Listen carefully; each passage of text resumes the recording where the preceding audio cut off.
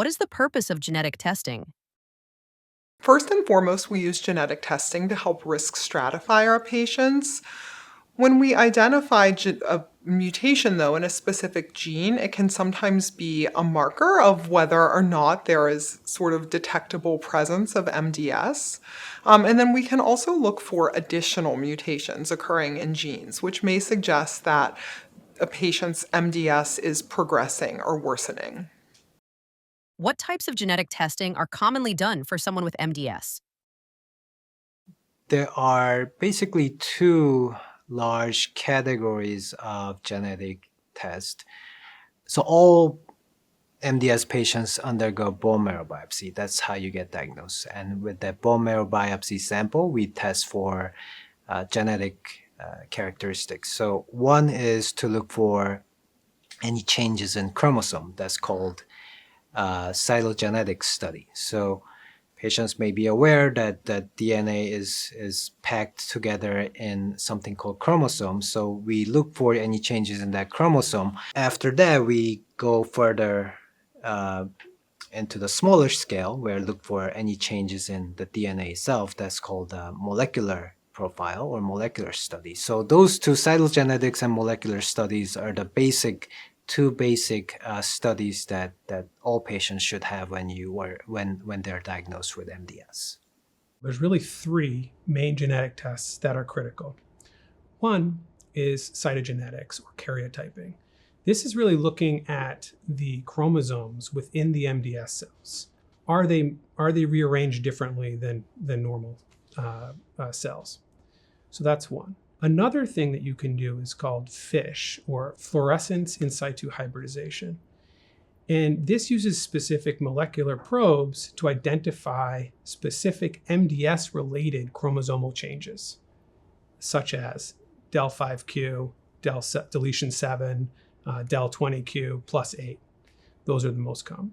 And then, of course, instrumental and over the last 2 decades, importantly, is next generation sequencing. So instead of looking at the chromosomes, you're now looking at the mutations occurring within MDS-related genes, or myeloid malignancy-related genes.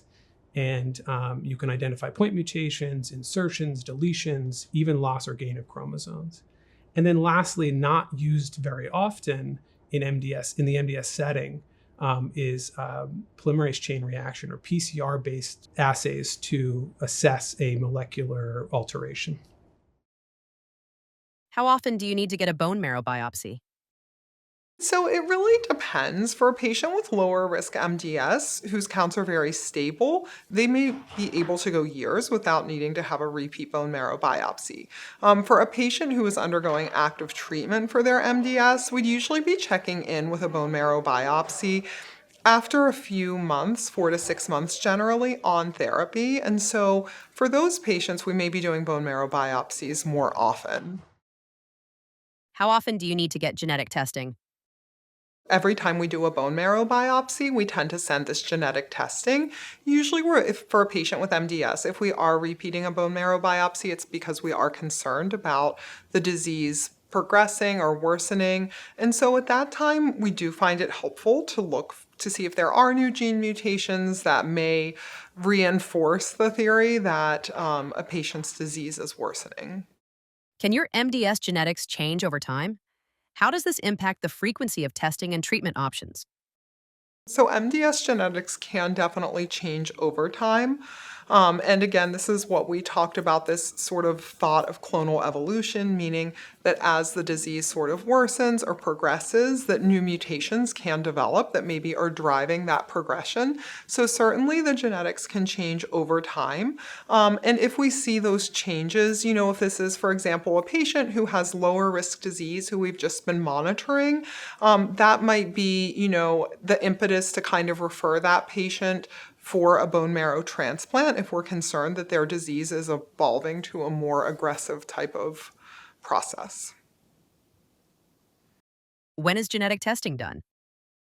As I mentioned before, you always have to get genetic mutations tested in the beginning when you are first diagnosed.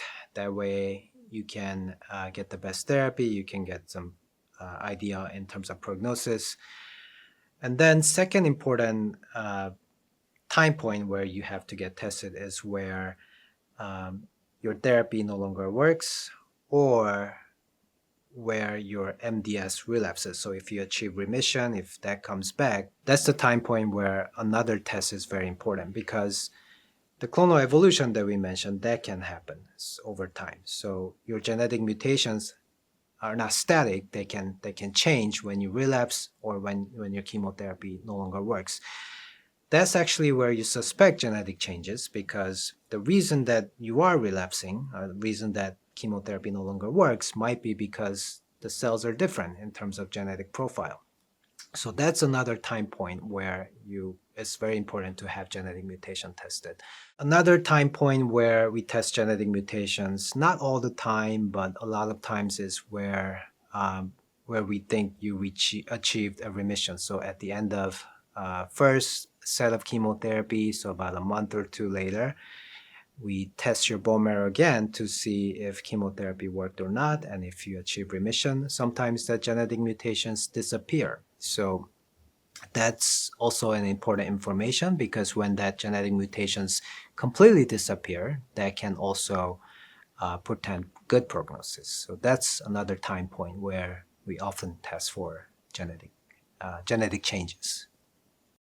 What is next generation sequencing? So next generation sequencing is the current technique that we're using when we do most genetic or genomic testing in MDS.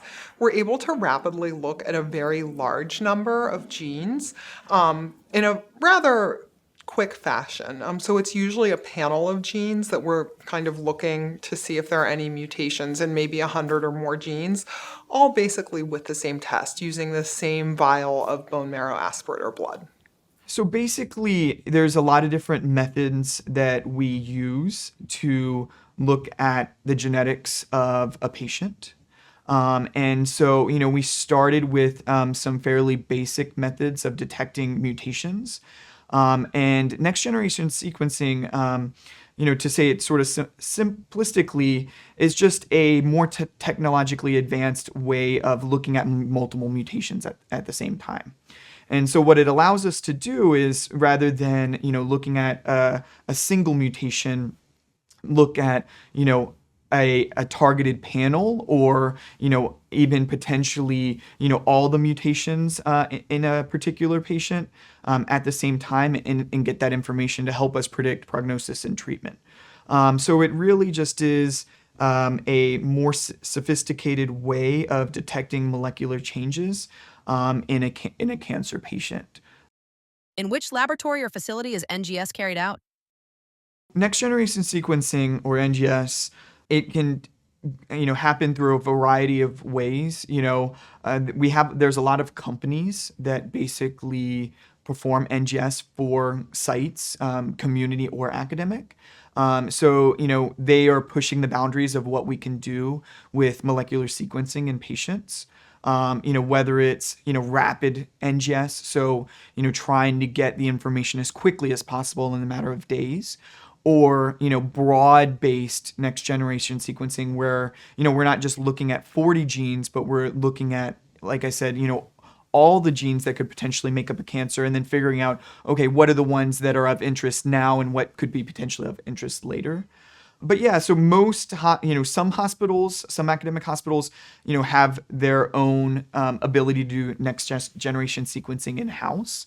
And so they have a pathology team that then performs those for their MDS or AML patients.